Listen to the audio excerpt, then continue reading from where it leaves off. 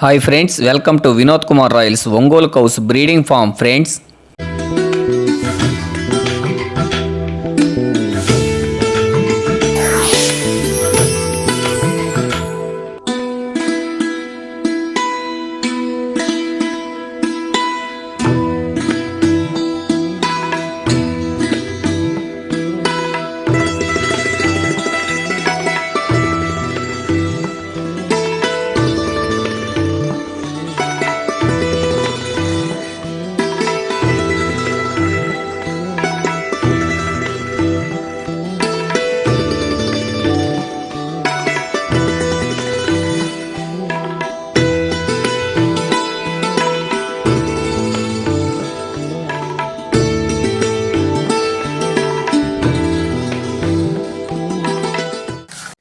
ఇంకా విషయానికి వస్తే మా ఒంగోలు జాతి ఆవుల మీద ఉన్న ప్రేమతో 14 ఎకరాల వేరుశనగ పొట్టు కొని మా ఒంగోలు జాతి ఆవుల ఆవరణంలోకి తోలడం జరిగింది.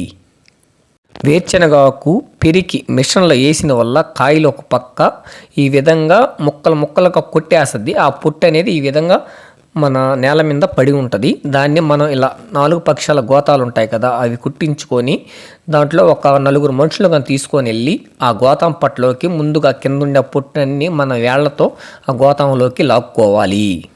లాక్కున్న తర్వాత గోతాన్ని 4 పక్షాలుగా కట్టి ఆల్రెడీ ట్రాక్టర్ లోడ్ పైన ఒక మనిషి ఉంటారు, వెనక మిర్చిని వేసి ఉంటాము.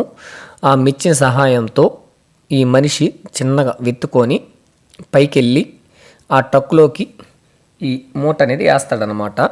అప్పుడు పైనుండే మనిషి దాన్ని ఆ మూట నిప్పుకొని ఆ వేరుశనగ పొట్టు ఒక పక్క నుంచి పోసుకుంటూ ఈ విధంగా లోడ్ చేసుకుంటూ రావాలి.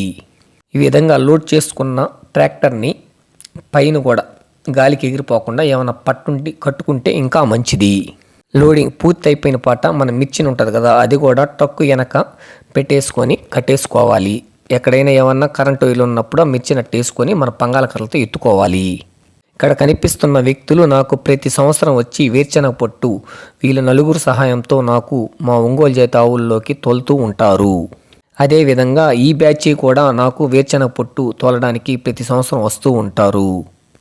14 ఎకరాల వేరుశనగ పొట్టు కొన్న రైతు చాలా గట్టివారు. ఎందుకంటే మామూలుగా కింద కాయలు ఉంటాయి కదా, దాన్ని వదిలేస్తారు. అతను మాత్రం రోజుకు 10 మంది పెట్టి కాయలన్నీ ఏరిచ్చాడు. మా ముందు ఈ గంప నిండా వాళ్ళు కాయలు అనేది వేరారు.